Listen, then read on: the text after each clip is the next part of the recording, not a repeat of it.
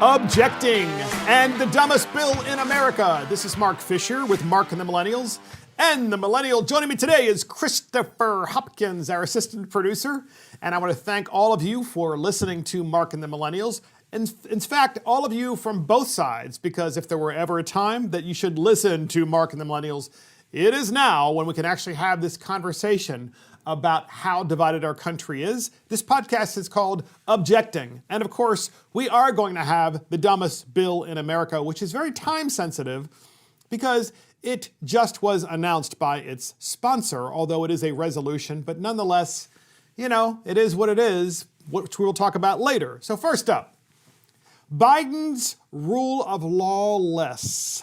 So we have this problem in America where there is lawlessness in the streets and no one speaks out on one side, and then there's lawlessness in the streets and then people speak out on the other side.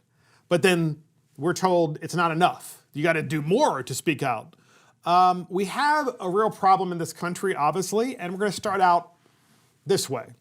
We had the January 6th objection and debates over the objections over the electors and how the electors have cast their votes. And we have a debate in Congress, and that occurred yesterday, January 6th. And we have a lot of updated information on this, so stay with me.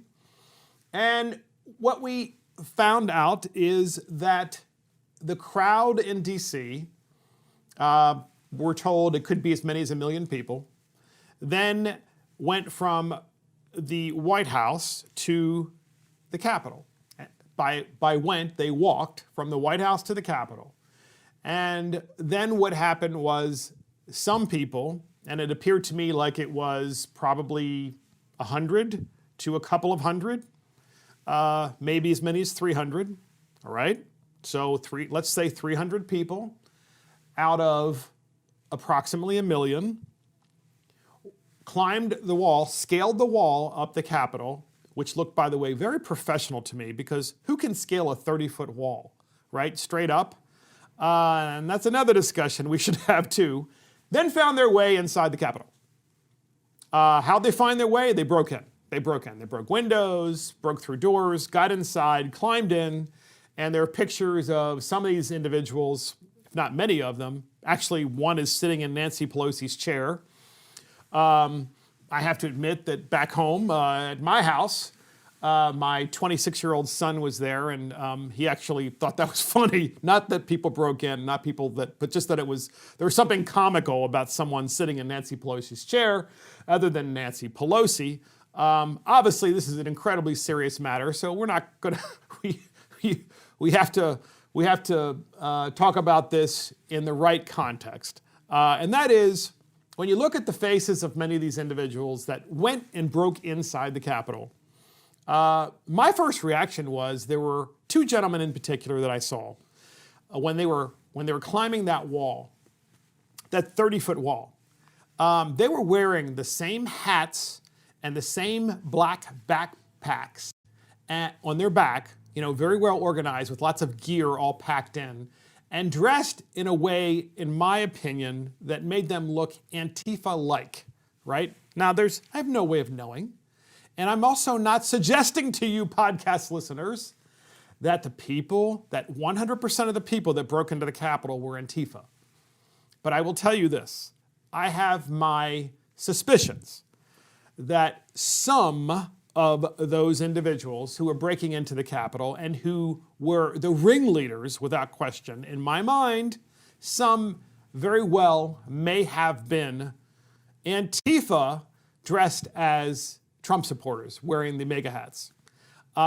There's facial recognition there are facial recognition cameras all around the Capitol. In fact, they're all around DC.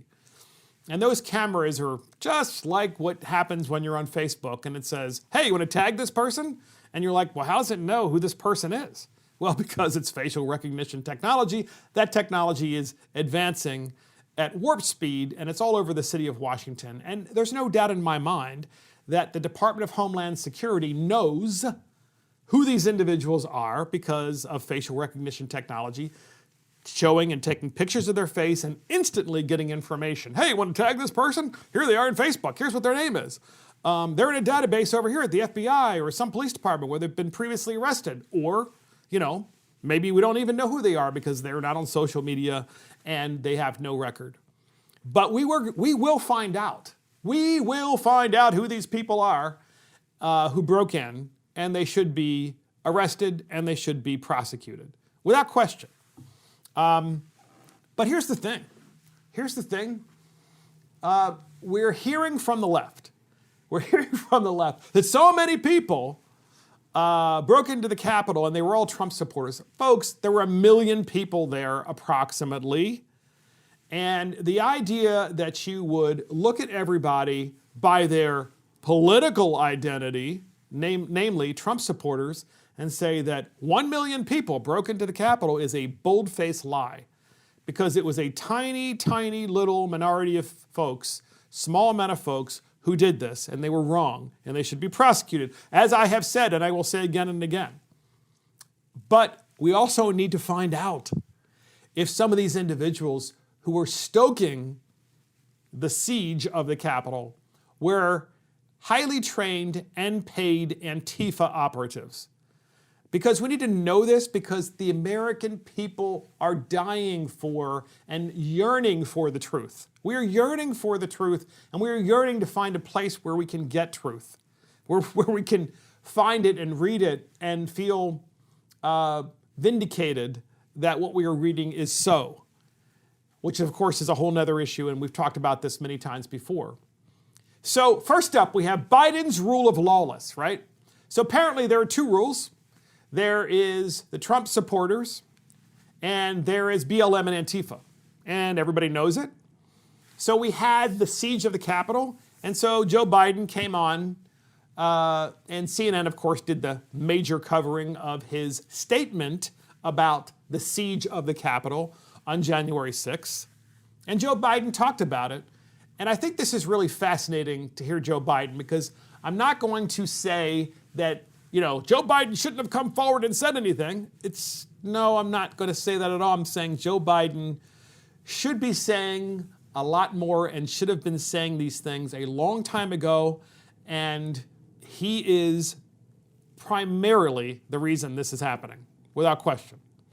So first up, we have Joe Biden explains what we were seeing on January 6th in his, 5, 6, 7, 8, 9, 10-minute statement to the press. And we have the first clip up, and here it is. What we're seeing are a small number of extremists dedicated to lawlessness. This is not dissent. It's disorder. It's chaos. It borders on sedition. And it must end now. I call on this mob to pull back and allow the work of democracy to go forward. So there were months of mobs rioting, burning, looting, raping, and killing all throughout primarily the summer and early fall of 2020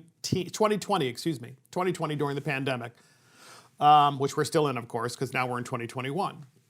So there were months of these riots, burning, pillaging, raping, killing, stealing throughout major American cities.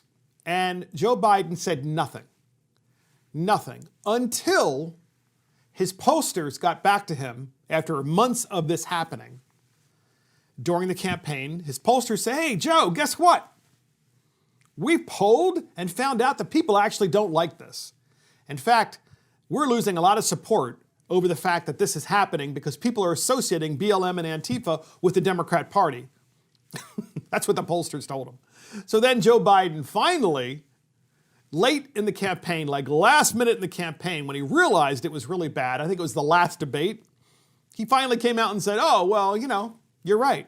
We really think that these people should not be looting and burning and we really shouldn't have this in America. It's a really bad thing. People need to come together. And then, of course, he turned on a dime when he made that statement and blamed it all on Donald Trump. It was Donald Trump's fault that these individuals are criminals and they're downtown in all of America's major cities, New York, Seattle, Portland, Chicago, and other areas, Washington, D.C., and they were burning and looting and pillaging, and it was Donald Trump's fault that that was happening. So Joe Biden made that a point because it's an election, and naturally, he can't ever say a clean statement like, you shouldn't do that ever, right? You just shouldn't do it. Except now, Joe Biden comes out right away, and he says, this is the mob. The mob is wrong, and Donald Trump is inciting all of this, and of course, this really doesn't take into account of why all this is happening. Okay, so we can have two conversations, and they can both be true at the same time. So please don't try to play gotcha with Mark and the Millennials. Oh, you don't really care about. You can have two conversations. One conversation can be true. It's wrong to break into the Capitol. It's wrong to kill. It's wrong to burn. It's wrong to pillage. It's wrong to riot. And you can also have another conversation, which is, why are these things happening? And what is it that we're not addressing so that we can make it not happen again? And so we have another clip, series of more clips of Joe Biden's speech. And this one is, Joe says that, we are the beacon and the light of democracy, and he talks about the rule of law. We have that clip, and here it is. I am genuinely shocked and saddened that our nation, so long the beacon of light and hope for democracy, has come to such a dark moment. Through war and strife, America's endured much. And we will endure here, and we will prevail again, and we'll prevail now. The work of the moment and the work of the next 4 years must be the restoration of democracy, of decency, honor, respect, the rule of law. Yes, we must have a restoration of the rule of law, according to Joe Biden. Now, ladies and gentlemen, we can talk about the rule of law for hours, right? Why do you think people come to the United States legally and illegally? Because they're trying to escape regimes where there is a lack of rule of law. And they're trying to come to a place where we do have rule of law. Yet, all through the last 4 years of Donald Trump's presidency, what we have seen is the Democrat Party comport itself in such a way as to thwart the rule of law and thwart the Constitution as it relates to what is an impeachable offense and whether or not the President of the United States colluded and cheated to get into office in 2016. And of course, that's all they did was talk about that. He cheated because he colluded with Russia and he colluded with foreign powers to become the President of the United States. And so then you get to a pandemic and you get to the rioting by BLM, the rioting by Antifa, and Joe Biden doesn't really talk about it until he polls and finds out, well, it's wrong. Of course it's wrong. Don't you know it's wrong just naturally to say something about it? And then fast forward, we have a Congress where we have one party, for the most part, that is objecting to the electors that were chosen because they believe something went terribly wrong in the election. And Joe Biden has an opportunity after the rioting, comes out with a statement, and he talks about the rule of law and what he should have added to that, okay? So I'm not saying he's wrong about talking about the rule of law. He's right, we should restore it. He should have said that, of course, 9 months ago, but he didn't. Now he's finally saying it. Now that he's going to be president, he wants to restore the rule of law, which is kind of scary, right? Now that I'm in charge, I'm going to make sure everybody does what I tell them to do, because before that, I was all for the rioting to make sure I got elected. But he's talking about the rule of law. And why didn't he talk about, hey, one of the things we need to do to restore the rule of law in America is to have voter ID and in-person voting?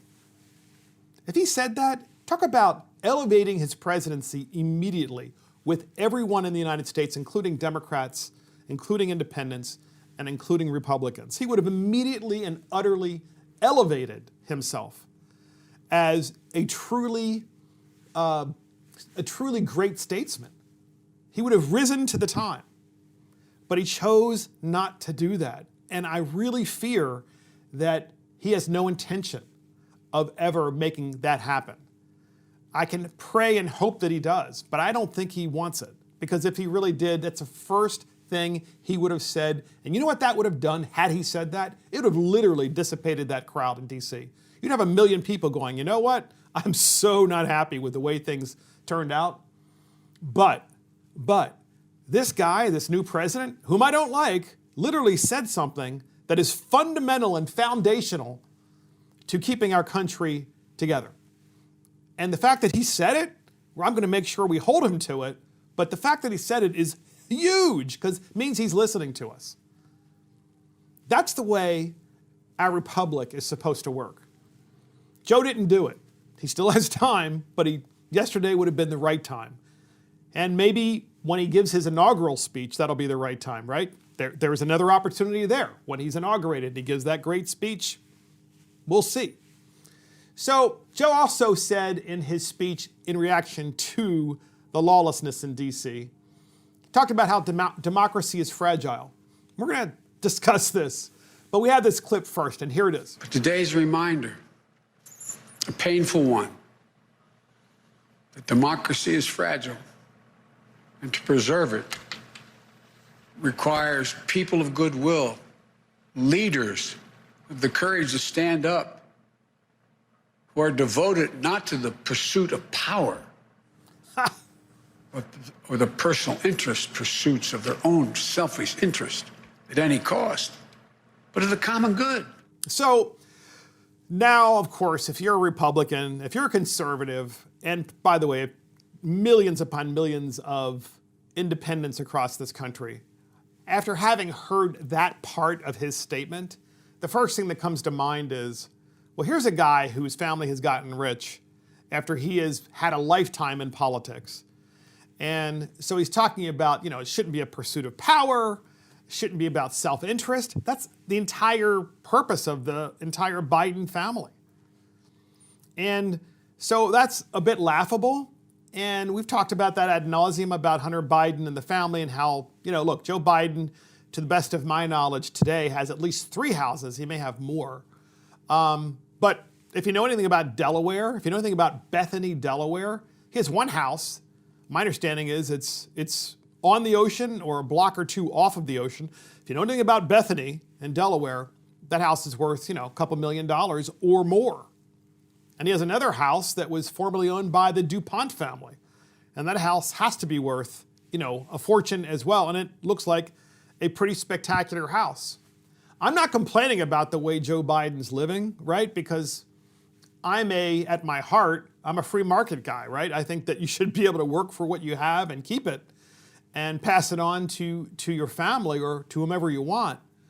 But Joe's been in office all this time, so how did he get all this wealth when he started with nothing?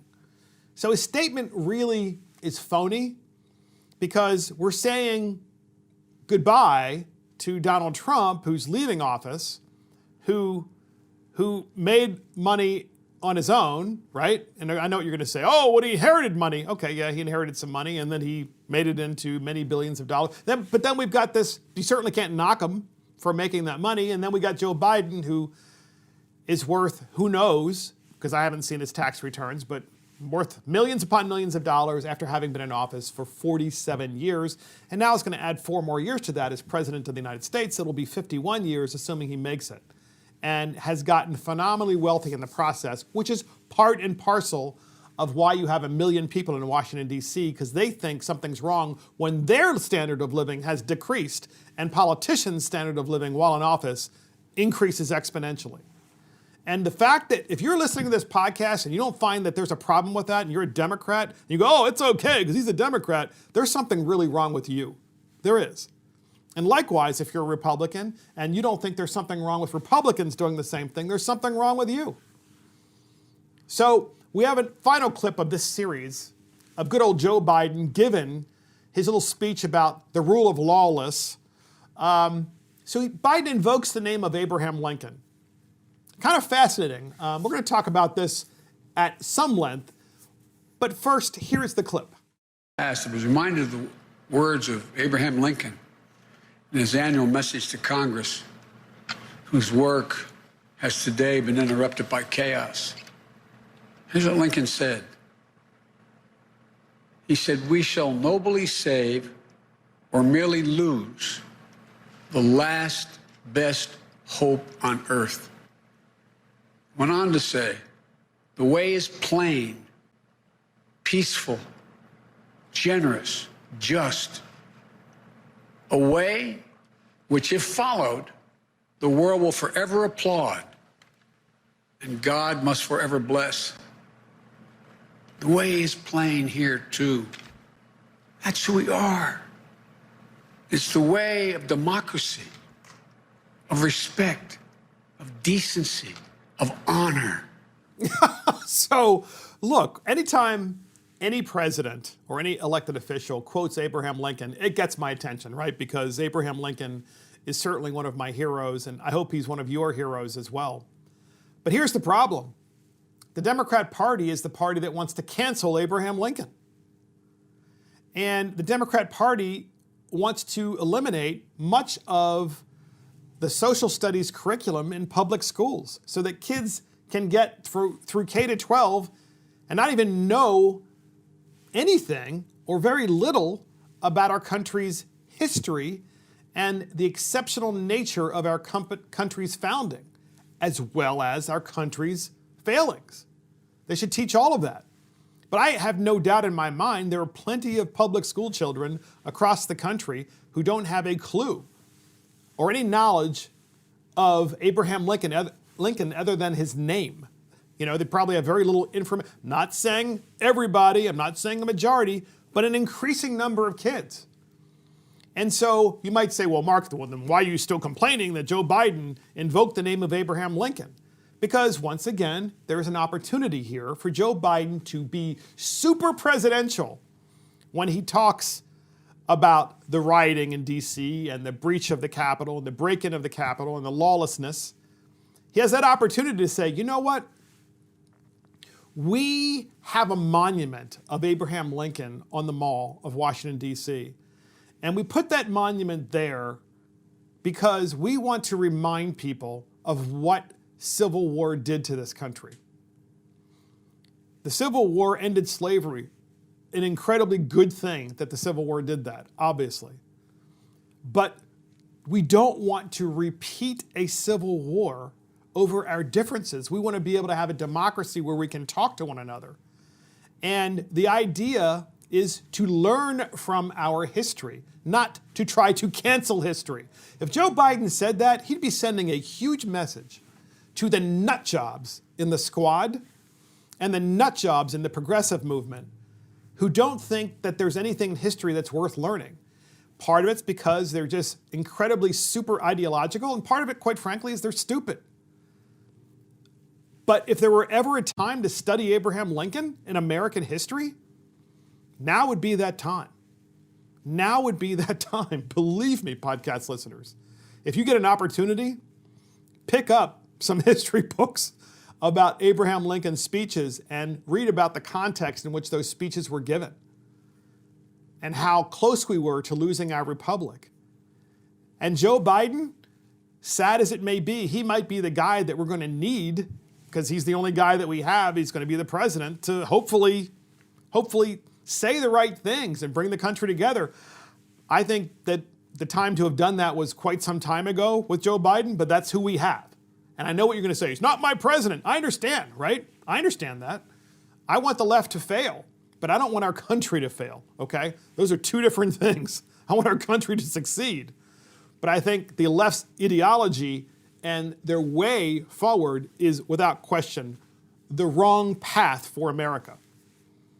So next up, podcast listeners, Steny Hoyer calls out the enemy on the House floor. Steny Hoyer, who's the House Majority Whip, so he's the number 2 guy in the House of Representatives in the United States Congress.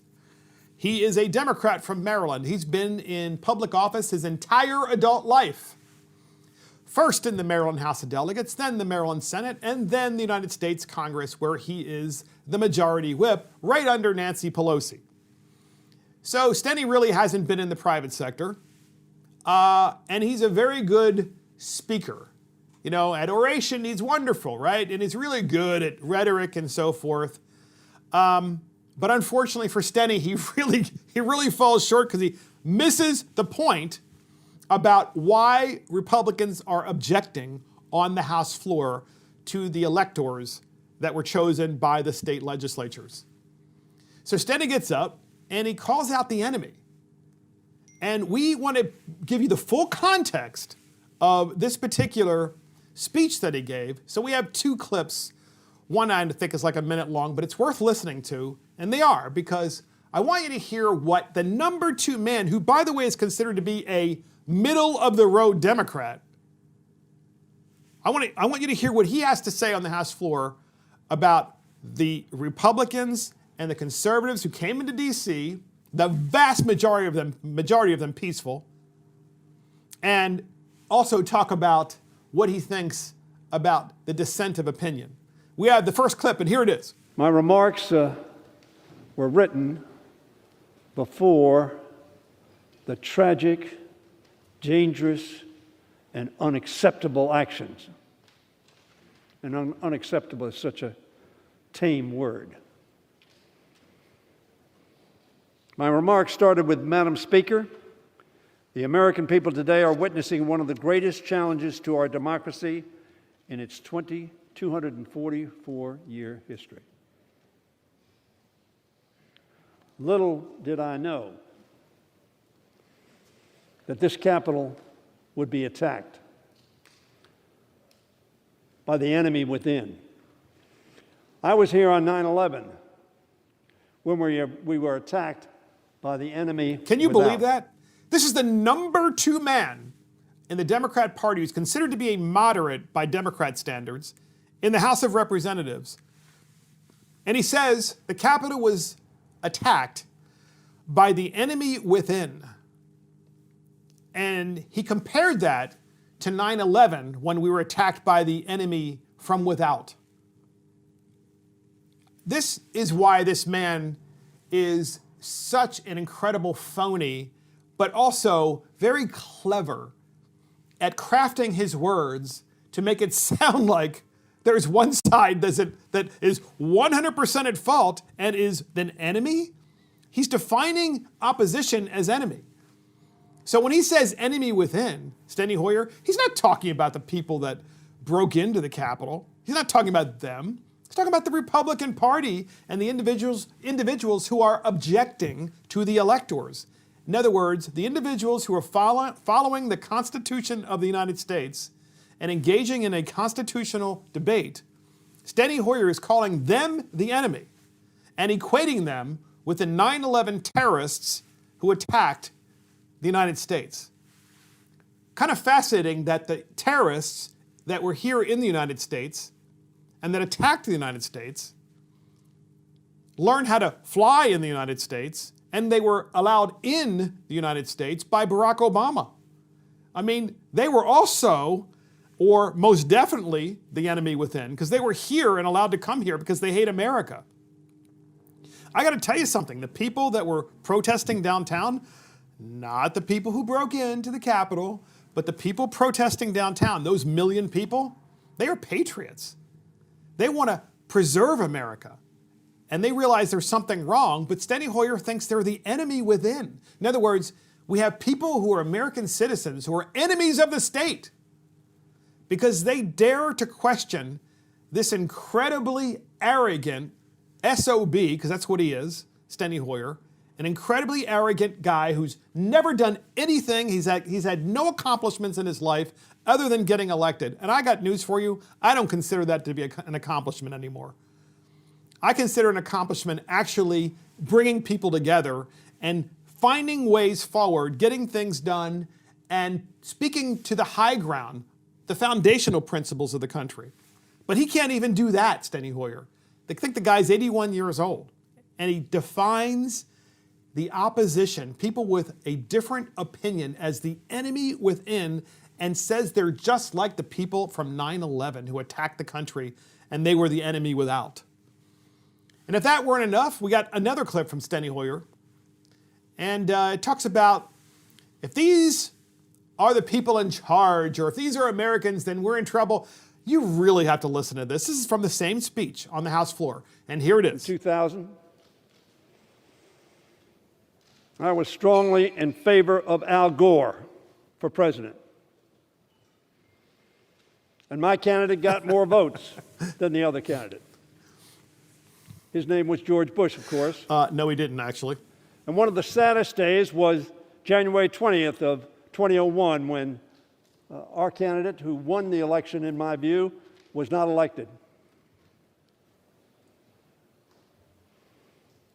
But it was also one of the proudest moments of my career, because the greatest power on earth passed peacefully, from Bill Clinton to George W. Bush. Not a shot was fired. Nobody assaulted this caucus, or this Congress, or this chamber.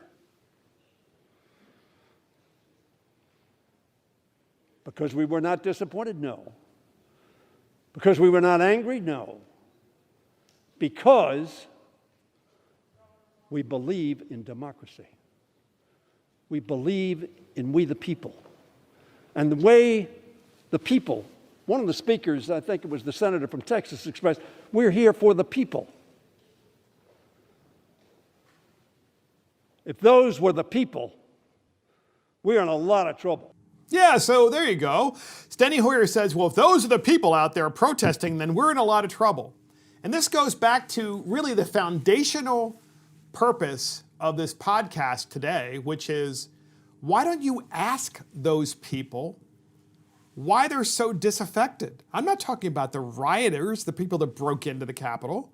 I'm talking about, which I still believe, as I've said earlier, that many of those individuals, not all, were Antifa posing as Trump supporters. And we will find out through facial recognition technology, as we've discussed previously. But nonetheless, Steny Hoyer is saying, if these are the people, then we're in trouble. Find out from the people why they are upset. And that is, they are objecting to the election of Joe Biden because they believe that an election was intentionally stolen, and it was done so by changing rules last minute and literally, cheating. That's what they think. They think there are two sets of rules. They think there are two sets of rules in law enforcement. One set of rules as it applies by the FBI to Democrat politicians, and one as it applies to Republican politicians. They think there are two sets of rules for politicians and people. One set of rules where politicians get rich while they're in office, and another set of rules where industries are systematically removed from our country and sent over to Asia, primarily to China. These people believe that they aren't being listened to. And Steny Hoyer says, they're the problem, that we're in trouble if they're the people. I mean, this man first calls them the enemy and then calls them the troublemakers. And yet we have seen all in 2020 Antifa do what they've been doing, and BLM doing what they've been rioting, burning, pillaging, raping, doing all of this stuff. And Steny Hoyer said nothing about those things. I mean, this guy is the quintessential politician because he sounds so good when he speaks. He sounds so forceful and so convincing. But at the end of the day, he has nothing to say that is really, truly going to bring our country together. His time has long since passed. It passed a long time ago. And believe it or not, ladies and gentlemen, that is what the Democrats consider to be a moderate. He's too moderate to run the chamber on behalf of the Democrats because he's not, going to openly do what the squad wants and what Nancy Pelosi wants. So next up, we have Matt Gaetz objects to the electors. That's right, Matt Gaetz, Congressman Matt Gaetz of Florida, objects to the electors in Congress. I have to tell you, I listened to all of the speeches on the House floor, and I was hopeful to hear someone who was aspirational, intelligent, and at the same time used the Constitution of the United States as a guide so that it would be a teaching moment for the American people. And Matt Gaetz filled that order. He did a terrific job, by far the best job on the House floor. And so we have Matt Gaetz. We have a series of actual clips from Matt Gaetz, and you have to listen to all of them to really get a true flavor of the history of 2020 and what had happened during the election to the present time. And Gaetz talks about that in great detail and is so convincing, and also with great humor and irony. And so first up, we have a clip with Matt Gaetz talking about President Trump asked for peaceful protests. Listen to the oohs and ahs from the opposition party, from the Democrats on the floor. I mean, they can't even listen to speech without getting offended, without getting triggered. We have that clip, and here it is. That this morning, President Trump explicitly called for demonstrations and protests to be peaceful. He was far more, you can moan and groan, but he was far more explicit about his calls for peace than some of the BLM and left-wing rioters were this summer when we saw violence sweep across this nation. So there you go. So they literally, on the House floor, the Democrats just got completely and utterly triggered because you can't ever criticize BLM or Antifa if you're a Democrat. Can you imagine? A normal American, no matter who they are, no matter what their ideology, would say, you know what, you're absolutely right. We need to talk more as a citizen and as a country and as a people about how wrong it is for people to burn, pillage, break into businesses, break into houses, harass people outside of their houses, and do all of these bad things to our country without any kind of police presence.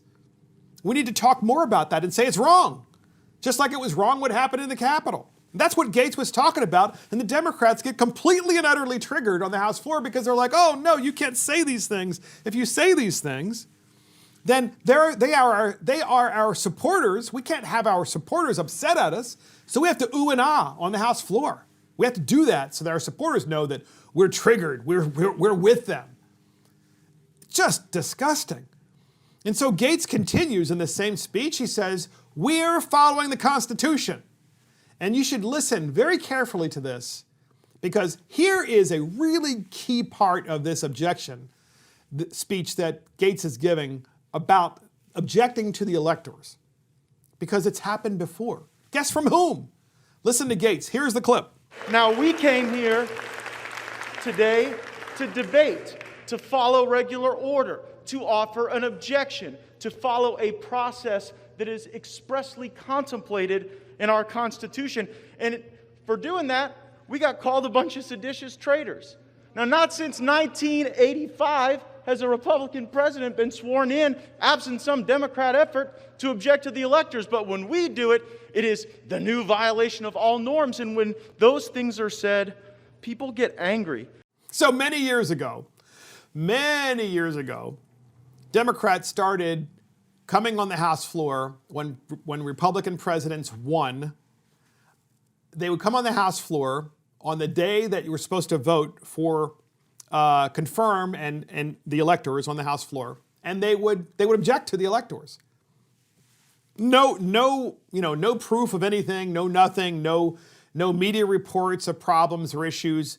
But that's when they started that. The Democrats did. The Republicans are coming on the House floor, and including Matt Gaetz, and he provides specific information, and he lays it out and discusses it and says, you're having a problem with that as a Democrat? You guys have been doing this for decades. You've been doing this for decades. We haven't done it at all until now. And here we are in the House floor talking about specific situations where we should at least discuss how to bring the country together. And once again, Democrats on the House floor are triggered. So Matt Gaetz then says something that I think every reasonably intelligent American suspects about the break-in of the Capitol of those several hundred people. So you saw what I saw. You saw people breaking into the Capitol and several hundred people, yet there's 1 million people in D.C., right? But a very, very, very small group of people break in. And I looked at some of these people, not all, but some of those people who were breaking in. I saw how they were dressed. One guy in particular had this familiar-looking hat and a backpack, and he was dressed in all black, including long pants. And I thought, I feel like I've seen this guy before in an Antifa riot, or he at least is dressed like an Antifa supporter. And so do I have proof? No. But Matt Gaetz actually talks about this in the same speech. We have that clip, and here it is. Home, and I don't know if the reports are true, but the Washington Times has just reported some pretty compelling evidence from a facial recognition company showing that some of the people who breached the Capitol today were not Trump supporters. They were masquerading as Trump supporters, and in fact, were members of the violent terrorist group Antifa. Now, we should seek to build America up, not tear her down and destroy her. And I am sure glad that at least for one day, I didn't hear my Democrat colleagues calling to defund the police. So at that point, Congressman Matt Gaetz got a standing ovation from the Republicans in the gallery, clapping and cheering, because isn't it ironic? The Democrats don't want to talk about who actually broke into the Capitol. They don't want to know if some were extremists from the right and were also Trump supporters, and that also some were Antifa. They don't even want to have that discussion, even though facial recognition technology will prove it. And Gaetz even said so. But they don't want to have that conversation. And then when Gaetz says, yeah, well, we had all these people breaking into the Capitol, guess who finally restored order? The police! And after the police restored order in the Capitol, the very Democrats, the nut jobs who think that we should defund police in the Democrat Party, didn't say anything about it whatsoever. Suddenly, we need the police because, we're politicians. We're really important. We need to be protected. And the police are here for us, but not for you. You don't need police. That is epic. That is an epic part of Matt Gaetz's speech on the House floor. So then Gaetz continues and he talks about fairness in elections. Really kind of hits it hard and does a great job. And we have that clip, and here I it is. appreciate all the talk of coming together, but let us not pretend that our colleagues on the left have been free of some anti-democratic impulses just because we signed on to legal briefs and asked courts to resolve disputes. There were some on the left who said that we should not even be seated in the body, that we ought to be prosecuted, maybe even jailed. Those arguments anger people, but people do understand the concepts of basic fairness. And no competition, contest, or election can be deemed fair if the participants are subject to different rules. Baseball teams that cheat and steal signs should be stripped of their championships. Russian Olympians who cheat and use steroids should be stripped of their medals, and states that do not run clean elections should be stripped of their electors. There's the argument, right? States that don't run clean elections, the consequence is electors should be stripped away from them.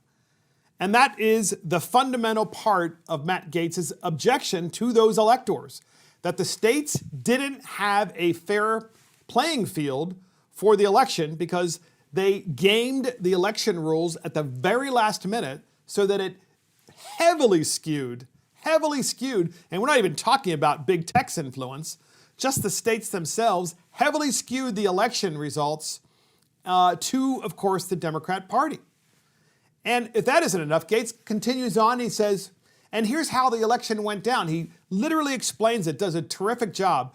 This is the last clip of this series, but you gotta listen to it. Here it is. In 2016, Democrats found out that they couldn't beat Donald Trump at the ballot box with voters who actually show up, so they turned to impeachment and the witness box. And when that failed, they ran to the mailbox, where this election saw an unprecedented amount of votes that could not be authenticated with true ID, with true signature match, and with true confidence for the American people. Our Article 3 courts have failed by not holding evidentiary hearings to weigh the evidence. We should not join in that failure.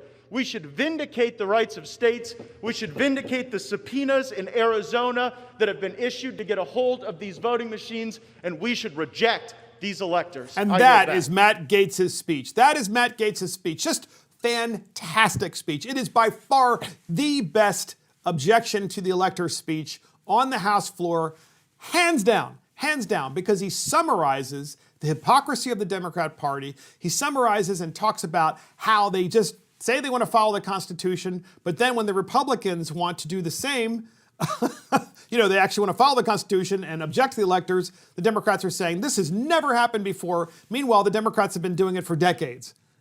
For decades. In fact, every single election cycle they've been doing it. Talks about fairness. Talks about how they want to defund police. At the same time, they want the police to protect them in the Capitol when the Capitol building is breached. And then finally, talks about the fact that the actual states, the states themselves, come on. not all the states, but the swing states clearly changed the rules of the game last minute, and it clearly skewed one side versus the other. And if you are a Democrat and you don't think any of what I'm saying right now matters, then I think you have a problem, because what you're going to see instead is a lot more protests. And I don't want to see violent protests, never have, never support that. But here's the thing, if this goes unaddressed, this meaning this election where we don't have real ID and we don't have people voting in person, this doesn't happen moving forward, then I think we're going to really have a problem holding our country together. And that is Matt Gaetz objects to the electors. So get this, podcast listeners, Mitt Romney is shamed at the airport. So Mitt Romney, Senator Mitt Romney of Utah, is at an airport, and he's confronted in the airport while he's sitting down. He's kind of like texting heavily on his cell phone and looking down at it. And then this lady approaches him and starts to talk to him. She's 6 feet away from him when she begins to speak to Mitt. Mitt's all by himself, sitting on this long bench. There's no one else there. So it's just she and Mitt. And good old Mitt Romney, of course, looks up, and even though she's 6 feet away, he's like, gotta put your mask on if you want to talk to me. So you got to listen to this clip. Here it is. How you doing? Put your mask on. Don't tell me what to do. Please put your mask on. It's required by law in this airport. I'm standing 6 feet away. I'm sorry. It's required in this Okay, I'll airport. tell you Put what, your because mask you know on. what? I'm going to go ahead and do it because I want to have a chat with you. Why aren't you supporting President Trump? I do support the things President Trump does that I think I agree with. You're not supporting him. I'm sorry. I do agree with many of the things he is for, and I support those things. Are you going to support him in the fraudulent votes? Overturn the election? No, I'm not. Why not? Because it's a long story. I didn't get a chance to hear my remarks in Congress. It's going to be a real long I'm sorry, can you say that again? It's a long story, but we have a constitution. The constitutional process is clear. I'll follow the constitution, and I'll explain all that when we meet in Congress this week. Well, you haven't supported him, and you didn't even support him in the election. No, I did not. Why? For reasons I explained at the time. You were voted in as a conservative to represent the conservative constituents. Period. That's not how the Constitution works. It is. You're voted in to represent us. You work for us. Am I wrong? I work for the people of Utah. Exactly. And I am from Utah. Yes, well, but you're not the only one. I voted. I know. There's a lot of people that didn't vote for you. We'll make sure of that one. Of course I'll be proud of it. That's totally appropriate. You admit it. You know it. You know it's coming. They didn't want you in there anyway. So to be honest with you, I wouldn't be surprised if you weren't even voted in legally. Trump is a juggernaut. Your legacy is nothing. You're a joke. Absolute joke. It's disgusting shame. So there's Mitt Romney. First, he is a complete weasel, because Mitt Romney says to her to try to shoo her away. He says, well, actually, I do support President Trump. Everybody in America knows this isn't true. Everybody in America knows that Mitt Romney is so jealous that Donald Trump became president and Mitt Romney couldn't beat Barack Obama. Everybody knows it. Everybody knows it. And isn't it ironic, podcast listeners, isn't it ironic that many of those many of those white suburban and rural voters who voted for Barack Obama, okay, these are white voters that are in the suburban and rural areas, voted for Barack Obama because they were tired of being ignored. They didn't vote for Mitt Romney, but then they switched and voted for Donald Trump because he actually was talking to them that he was actually going to do what he said he was going to do. And Mitt Romney, of course, not only does he not get elected, but he doesn't get the whole fact that the people don't think they're being listened to. So they go to him, they talk to him, why aren't you supporting President Trump?